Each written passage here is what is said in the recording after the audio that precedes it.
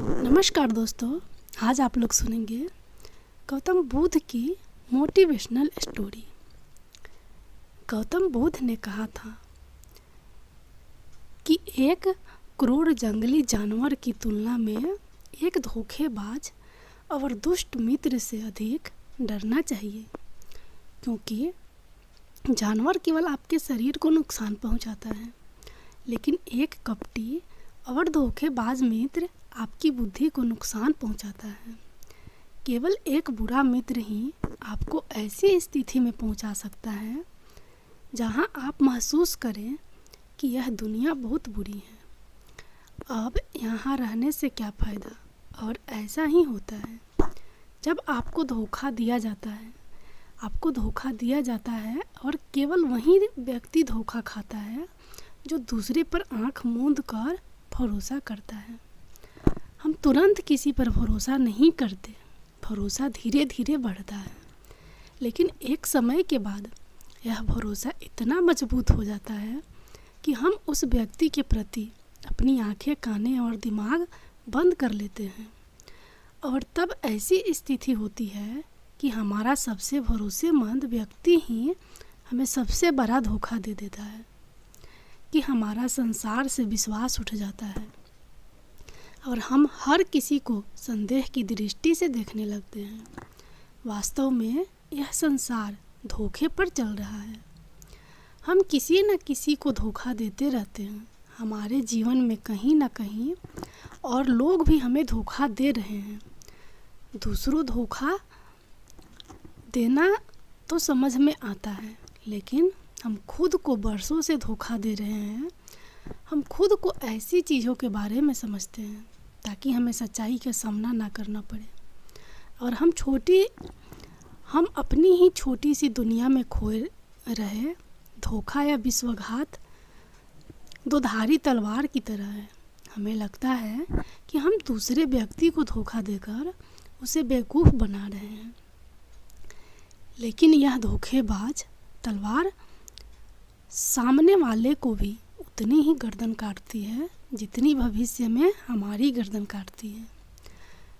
दोस्तों, आज की इस बोध कहानी के माध्यम से जानेंगे कि हम धोखे और विश्वासघात से खुद को कैसे बचाएं, और वीडियो के अंत में हम 10 ऐसे संकेतों के बारे में जानेंगे जो एक धोखेबाज और झूठे व्यक्ति में पाए जाते हैं। एक युवक बहुत गुस्से में है, पहाड़ी से कूदकर आत्महत्या करने जा रहा था। जैसे ही वह पहाड़ी की चोटी पर पहुंचा तो चिल्लाया कि यह दुनिया इतनी बुरी क्यों है, यहाँ हर कोई इतना स्वार्थी क्यों है, अब मेरे जीवन का कोई मतलब नहीं है। उसी पहाड़ी की चोटी पर एक बौद्ध भिक्षु अपने ध्यान में लीन था। उस युवक की तीव्र क्रोध भरी आवाज़ सुनकर वह व्यायाम से उठा। वह तुरंत समझ गया कि यह युवक यहाँ आत्महत्या करने आया है। वह आदमी पहाड़ी से कूदने ही वाला था कि बौद्ध भिक्षु ने उसका हाथ पकड़ लिया और उसे पीछे खींचते हुए कहा, क्या हुआ? क्या आगे का रास्ता खत्म हो गया? युवक ने कहा कि कौन सा रास्ता, यहाँ कोई रास्ता नहीं है। मैं यहाँ से कूदकर आत्महत्या करने जा रहा हूँ। बौद्ध भिक्षु ने कहा कि एक दिन सभी को मरना है, लेकिन तुम इतनी जल्दी में क्यों हो? युवक ने कहा, क्योंकि यह दुनिया रहने लायक नहीं है। यहाँ हर कोई स्वार्थी और धोखेबाज है। जिस पर मैंने भरोसा किया उसने मुझे धोखा दिया। मेरे अपने भाई ने मुझे धोखा दिया, मेरे दोस्तों ने मुझे धोखा दिया, लेकिन आज तो हद हो गई। मेरी पत्नी ने भी मुझे धोखा दिया। वह एक अमीर बिजनेसमैन के साथ भाग गई। इतना धोखा खाने के बाद अब मेरा इस दुनिया में रहने का कोई मतलब नहीं है। स्वार्थी दुनिया में किसी पर भी भरोसा नहीं किया जा सकता है, इसलिए मैं आत्महत्या करने जा रहा हूँ। बौद्ध भिक्षु बोले, क्या तुम स्वार्थी नहीं हो? क्या आप पर भरोसा किया जा सकता है? उस व्यक्ति ने कहा, मैंने आज तक किसी को धोखा नहीं दिया, किसी को धोखा नहीं दिया। आप चाहे तो मेरे गांव जाकर पूछ सकते हैं। लोग अक्सर मेरा फ़ायदा उठाते हैं, लेकिन मैंने आज तक किसी का बुरा नहीं किया। बौद्ध भिक्षु ने कहा, मैं तुम पर भरोसा नहीं कर सकता। मुझे यह साबित करना होगा कि तुम स्वार्थी व्यक्ति नहीं हो। व्यक्ति ने पूछा, मुझे यह साबित करने के लिए क्या करना होगा? तुम्हें साथ रहना होगा। मैं अगले 1 साल तक अपने आश्रम में रहूँगा, तभी मुझे पता चलेगा कि आप एक ईमानदार व्यक्ति हैं या आप भी दूसरों की तरह स्वार्थी और धोखेबाज हैं।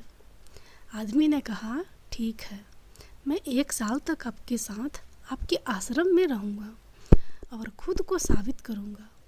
बौद्ध भिक्षु लाया वह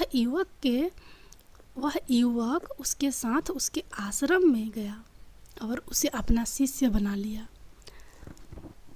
अगली सुबह बौद्ध भिक्षु ने नए शिष्य को अपने पास बुलाया। मुझे आप पर भरोसा नहीं है, लेकिन आप फिर भी जाकर भिक्षा मांगते हैं। तब तक मैं आपके अन्य गुरु भाइयों को शिक्षा देता हूँ। वह युवा शिष्य गुरु को प्रणाम कर भिक्षा मांगने चला गया। आज से पहले उसने कभी भी भीख नहीं मांगी थी, इसलिए उसे भीख मांगने में बहुत परेशानी हो रही थी। उसके मुंह से भीख मांगने के लिए शब्द नहीं निकल रहे थे। उसका अहंकार उसे रोक रहा था, लेकिन उसके अंदर एक अहंकार जाग रहा था। मालिक को गलत साबित करने के लिए उसने भीख मांगी और वह भिक्षा लेकर वह स्वामी के पास लौट आया। उसके हाथ में भिक्षा देखकर गुरु ने कहा कि तुम कुछ तो भरोसेमंद हो। मैंने सोचा था कि तुम भीख नहीं मांग पाओगे, लेकिन तुमने मुझे गलत साबित कर दिया। मेरे साथ मेरी कुटिया में आओ, मैं तुम्हें वहाँ कुछ दिखाना चाहता हूँ। गुरु शिष्य को अपने साथ अपनी झोपड़ी में ले गए। झोपड़ी के ऊपर एक बर्तन लटका हुआ था। गुरु ने झोपड़ी की ओर इशारा किया बर्तन और कहा, क्या तुम उस बर्तन को देख रहे हो? इसमें जहर होता है और जहर भी ऐसा होता है कि अगर किसी व्यक्ति को दे दिया जाए तो वो व्यक्ति बहुत आसानी से मर सकता है और किसी को पता भी नहीं चलेगा कि उनकी मृत्यु कैसे हुई। युवा शिष्य ने कहा, लेकिन गुरु, आप मुझे यह सब क्यों बता रहे हैं? साधु ने कहा, मैं तुम्हें केवल चेतावनी दे रहा हूँ कि गलती से भी इसे मत खाना। कुछ दिनों के बाद गुरु एक जंगल से गुजर रहे थे। उनके शिष्य तभी कुछ जंगली लुटेरों ने अचानक उन पर हमला कर दिया। सभी शिष्य अपनी जान बचाने के लिए इधर उधर भागने लगे, लेकिन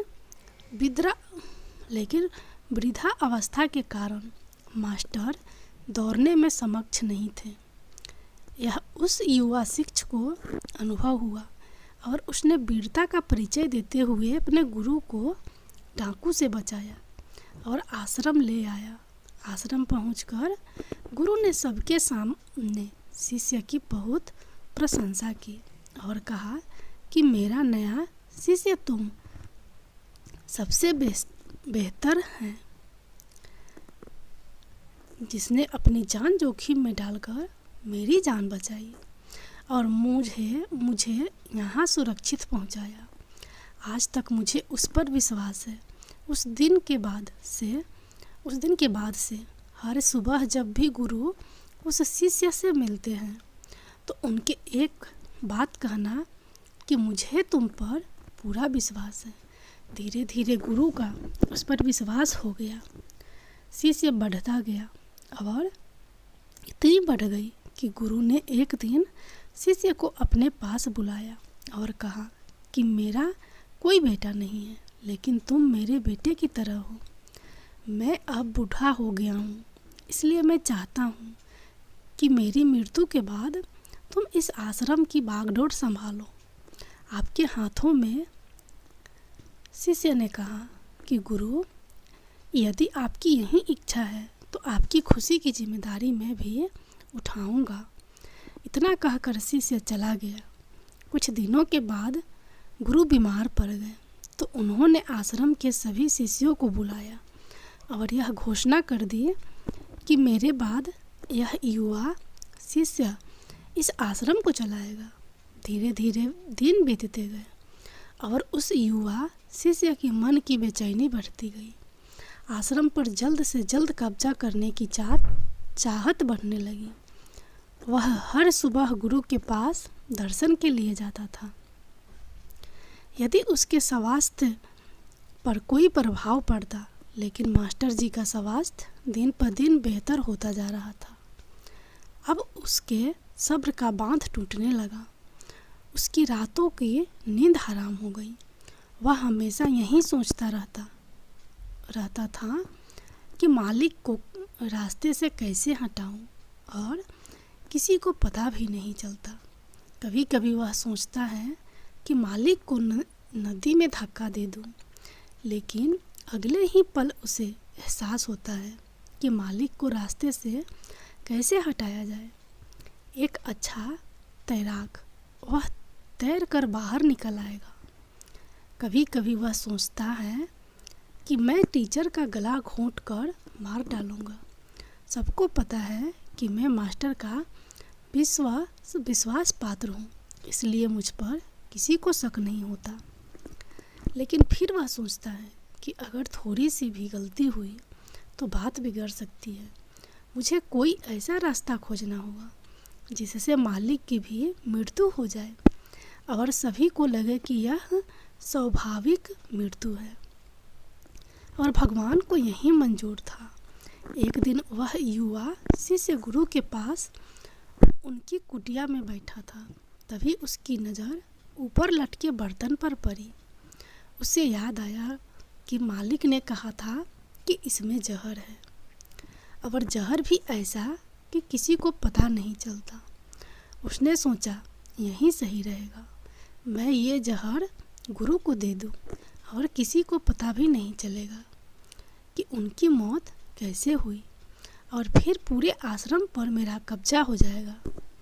अगले दिन उसने चुपके से चोरी कर ली, मालिक की झोपड़ी से निकाला जहर और उसे गुरु के भोजन में मिला दिया। गुरु ने रात्रि का भोजन किया और सोने चले गए। लेकिन जब सुबह हुई तो पूरा आश्रम जाग रहा था, लेकिन गुरु नहीं उठे। शिष्यों ने गुरु की कुटिया में जाकर देखा तो पता चला कि गुरु की मृत्यु हो गई है। जब उस युवा शिष्य को इस बात का पता चला तो वह अंदर ही अंदर बहुत खुश हुआ और आश्रम पर कब्जा करने का काम शुरू कर दिया। उसी आश्रम में गुरु का एक पुराना शिष्य भी था। वह पूरी घटना को चुपचाप देख रहा था। वह अपनी कुटिया में गया। वह वहाँ से एक दवा लाया और उस दवा को मास्टर को दिया। थोड़ी ही देर में मास्टर की चेतना लौट आई। वह बिल्कुल ठीक होकर बैठ गया। यह सब देखकर उस युवा शिष्य के पैरों तले जमीन खिसक गई। वह बहुत घबरा गया। गुरु ने बाकी शिष्यों को अपने अपने काम पर भेज दिया और युवा शिष्य को अपने पास बुलाकर कहा कि क्या तुम अब भी विश्वास करने के योग हो? क्या तुम मुझे धोखा नहीं देते? क्या आप स्वार्थी नहीं हैं? शिष्य गुरु के चरणों में गिर पड़ा और बोला, मुझे नहीं पता कि मुझे से यह अपराध कैसे हो गया। मैंने आज से पहले किसी को धोखा नहीं दिया। लोग मुझे धोखा दे रहे हैं, लेकिन पता नहीं क्यों और कैसे मैंने आज तुम्हें धोखा दे दिया। मालिक ने कहा कि तुम मुझे धोखा नहीं दे सकते हो, क्योंकि मैंने कभी तुम पर भरोसा नहीं किया। मैंने कभी किसी पर भरोसा नहीं किया। मैं केवल अपनी आँखों से जो देखता हूँ उस पर भरोसा करता हूँ, और मैं तुम्हारे अंदर लालच देख सकता हूँ, और मैंने जानबूझकर तुम्हें यह लालच दिया था क्योंकि इंसान किसी को धोखा देने के सिर्फ 3 ही कारण होते हैं। पहला स्वार्थ, दूसरा लालच और तीसरा ईर्ष्या। युवा भिक्षु ने गुरु से पूछा, लेकिन गुरु, मैं अपने आप को स्वार्थ, लालच और ईर्ष्या से कैसे मुक्त रख सकता हूँ? गुरु ने कहा, खुद को पढ़ो, खुद को जानो, अपने अंदर उतरने की कोशिश करो। इंसान में बहुत संभावनाएं हैं, वह कर सकता है। अपने लिए कुछ भी बनाओ, वह कुछ भी हो सकता है। और जब आप में बदलाव आए तो अपने अंदर झांके और जानने की कोशिश करें कि आप क्यों बदल रहे हैं, तुम्हें कौन बदल रहा है, क्या यह बदलाव अच्छा है या बुरा। आत्मनिरीक्षण का प्रयास करें। गुरु की ये बात सुनकर शिष्य ने फिर से उनके पैर पकड़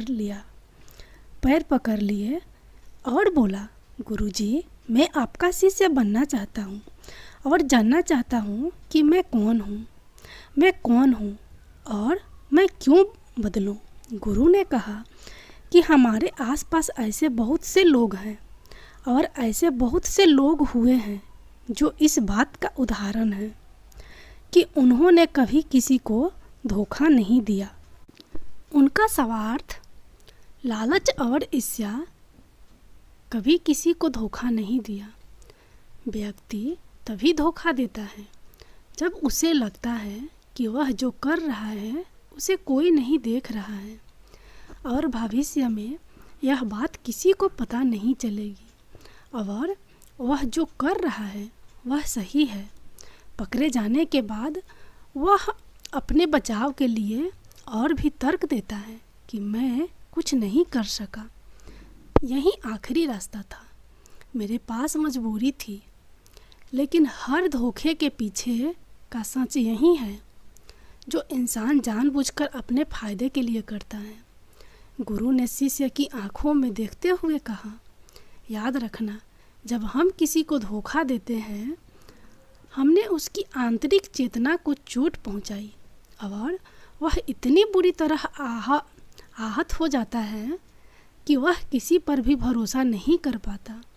वह अंदर ही अंदर बहुत उदास और अकेला महसूस करने लगता है। इसलिए अगर आप चाहते हैं कि कोई आपको धोखा न दे, इसलिए अपनी आंखें, कान और दिमाग खुले रखें। लोगों पर भरोसा करें, लेकिन बहुत ज़्यादा भरोसा ना करें कि वे आपका फ़ायदा उठाना शुरू कर दें। हमेशा अपने सबसे महत्वपूर्ण कार्यों पर नियंत्रण रखें और अपने जीवन की बागडोर कभी भी दूसरों के हाथ में ना सौंपें। और समय समय पर खुद को जांचते रहें। जिस धोखे से आप बचना चाहते हैं, क्या आप भी वैसा ही धोखा किसी और के साथ कर रहे हैं? और अगर फिर भी कोई आपको धोखा देता है तो निराश ना हो, क्योंकि धोखा खाने के बाद हर धोखा इंसान को कुछ ना कुछ सिखाता है। व्यक्ति पहले से अधिक सतर्क और सावधान हो जाता है। इसलिए केवल एक धोखे के कारण अपना जीवन बर्बाद ना करें और इसे एक सबक के रूप में लें और आगे बढ़े। मास्टर ने कहा, ये एक धोखेबाज व्यक्ति के 10 लक्षण हैं। एक चालाक व्यक्ति के जो आपको धोखा दे सकते हैं और आपके मन की शांति छीन सकते हैं। निराश के गहरे सागर में डूबकर वह आपकी ज़िंदगी ख़त्म कर सकता है। पहली निशानी, जो व्यक्ति झूठा होगा, धोखेबाज होगा, वह आपसे सब कुछ छिपाएगा। आप उसके बारे में दूसरे लोगों से जान लेंगे और जब आप पूछेंगे तो वह कहेगा जिसे वह उनके साथ काफ़ी समय बिताने के बाद भी बताना भूल गए। आप उसके बारे में ज़्यादा नहीं जानते होंगे कि वह आपके बारे में क्या सोचता है, उसकी ज़िंदगी में क्या चल रहा है। आप इस बारे में हमेशा भ्रमित रहेंगे क्योंकि वह आपसे सब कुछ छिपाएगा, क्योंकि वह एक सच्चा आदमी नहीं है। एक सच्चे आदमी को अपने बारे में बताने में कोई समस्या नहीं होती है। वह आपसे लगभग हर चीज़ें साझा करता है, लेकिन एक धोखेबाज बहुत सावधानी से चलता है। इसलिए हमें इन पर ध्यान देना चाहिए। वह व्यक्ति जिसके साथ हम रिश्ते में हैं, जिसे हम अपनी ज़िंदगी सौंपने जा रहे हैं, जिसके साथ हम प्यार और विश्वास का सौदा करने जा रहे हैं, क्या वह अपनी पूरी ज़िंदगी एक खुली किताब की तरह हमारे साथ साझा करता है या नहीं? या वह हमसे बातें छुपाता है या नहीं? अगर वह छुपाता है तो वह व्यक्ति बहुत बड़ा धोखेबाज है। दूसरी निशानी, जो व्यक्ति धोखेबाज है या जो हमसे सच्चा प्यार नहीं करता, वह कभी भी हमसे सच्चा प्यार नहीं करता। हमारी परवाह करता है, चाहे हम उसकी कितनी भी परवाह कर ले, उसके लिए कुछ भी कर ले, लेकिन उसे रत्ती भर भी परवाह नहीं होगी। और ये एक बार नहीं, बार बार दिखेगा, लेकिन हमें इसे नज़रअंदाज कर देते हैं। ये हमारी गलती है। हमारे जादू के कारण हम देख नहीं पाते। सच्चाई हमारी आँखों के सामने भी है। अगर हम थोड़ा और सचेत होकर देखने की कोशिश करें तो यह हमारी गलती है। तब हमें पता चलेगा कि उसे हमारी कोई परवाह नहीं है। तीसरा संकेत, जो व्यक्ति धोखेबाज है वह बहुत बड़ा झूठा भी है। उसके अपने शब्द खुद से मेल नहीं खाते, उसकी जुबान बदलती रहती है। वह अपनी बात नहीं रखता, लेकिन हम उसके झूठे में फंस जाते हैं, इसलिए हम उसे नहीं पहचानते। चौथी निशानी, धोखेबाज व्यक्ति हमारे सामने तो हमारी चपलूसी करेगा और हमारी तारीफ़ करेगा, लेकिन पीठ पीछे वह कभी हमारी तारीफ़ नहीं करेगा और हमारा सम्मान नहीं करेगा। चाहे हम उसके लिए मर भी जाए, लेकिन वह कभी हमारी तारीफ़ नहीं करेगा। हम और कभी भी हमें उतना महत्व नहीं देंगे जितना हम अपने जीवन में देते हैं, क्योंकि वह एक दिन हमें धोखा देगा। इसलिए बेहतर होगा कि हम बहुत अधिक धोखा खाने से पहले सावधान हो जाए। पांचवा संकेत, वे जो कहते हैं उस पर ध्यान न दें, बल्कि इस पर ध्यान दें कि वे आपके साथ क्या करते हैं। बात करना बहुत आसान है, लेकिन करना बहुत मुश्किल है, और ज़्यादातर लोग इन्हीं बातों पर अटक जाते हैं। इसलिए चाहे वह आपसे कितनी भी बात कर ले, उससे कई वादे किए जा सकते हैं, लेकिन जब तक वह पूरा करके ना दिखाए दे, छठे संकेत पर भरोसा ना करें।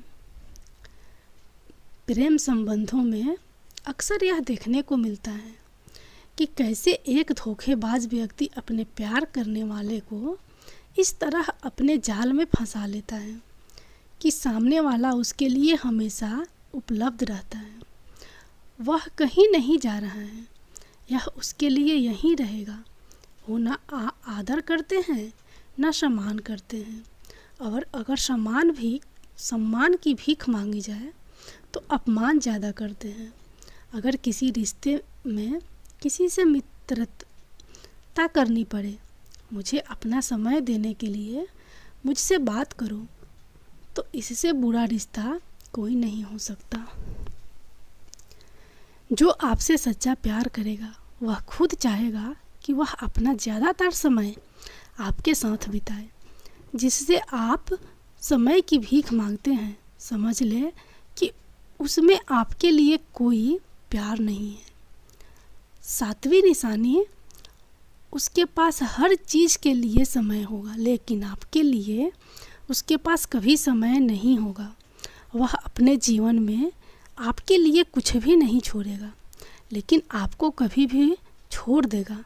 वह आपसे तभी बात करेगा जब वह चाहेगा, तब नहीं जब आपको उनकी ज़रूरत हो। वे आपकी जगह किसी और को ले सकते हैं, लेकिन आपके लिए कुछ भी नहीं बदलेगा। ना उनकी आदतें, ना उनका स्वभाव और ना ही उनका आराम। 8वां संकेत, वे कभी भी आपके प्रति समर्पित और प्रतिबद्ध नहीं होंगे कि हम आपके साथ हैं, चाहे कुछ भी हो जाए। हम आपका समर्थन करेंगे, चाहे समय कोई भी हो। वे केवल अपनी शर्तों पर आपके साथ रहेंगे। जब भी वे सहज होंगे और अच्छा महसूस करेंगे, वे आपके साथ रहेंगे। और अगर इससे उन्हें थोड़ा सा भी दुख होगा तो वे चले जाएंगे, क्योंकि वे कभी भी अपनी शर्तों से बाहर नहीं आएंगे। आपके लिए कुछ भी करने के लिए आरामदायक क्षेत्र। 9वां संकेत, वे आपको हमेशा चोट पहुंचाएंगे, कभी कभी जानबूझकर और कभी कभी उन्हें यह भी पता नहीं होता कि वह आपको कितना चोट पहुंचा रहे हैं, और आपका दिल दुखता रहेगा। आप उस व्यक्ति के साथ खुश महसूस करेंगे जो आपसे सच्चा प्यार करता है। उसके साथ रहने से आपको यह महसूस होगा जैसे आप हवा में हल्के से उड़ रहे हैं। और अगर आप किसी धोखेबाज और गलत व्यक्ति के साथ रिश्ते में हैं तो सब कुछ भारी और बोझिल लगेगा। ऐसा लगेगा कि गड़बड़ है। अंदर से आवाज़ आएगी कि यह रिश्ता आपके लिए सही नहीं है। और अगर आप इसे सुनकर भी नज़रअंदाज कर देते हैं तो यह आपकी गलती है। 10वां संकेत, आप उनकी ज़िंदगी में कहीं नहीं हैं। उनकी ज़िंदगी में आपकी कोई खास जगह नहीं है। वे जब चाहे आपको आसानी से अपनी ज़िंदगी से बाहर कर सकते हैं और उन्हें इससे कोई फ़र्क नहीं पड़ेगा। अगर आप उनकी बात पर विश्वास नहीं करते हैं और उनकी सच्चाई जानना चाहते हैं तो कुछ दिनों के लिए उनकी ज़िंदगी से गायब हो जाए। वे जीत जाएंगे, बुरा मत मानना। इससे अच्छा है कि हमारी ज़िंदगी से समस्या दूर हो गई। अब हम आज़ाद हैं और जो चाहे कर सकते हैं।